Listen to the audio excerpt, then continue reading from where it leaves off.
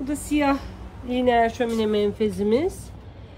Yine ölçü olarak içten içe 30'u 15, 40'ı 15, 50'yi 15, 60'ı 15, 70'i 15 standart ölçüler var. Özel ölçü isterseniz üretim yapıyoruz. Arkada yine bu şekilde filesi var. Tırnakları var 4 adet. Kasayla geliyor. Kasasını önce monte edip şu şekilde içine oturtuyorsunuz. Bu da yandan görünümü gene bu şekilde tık diye oturuyor.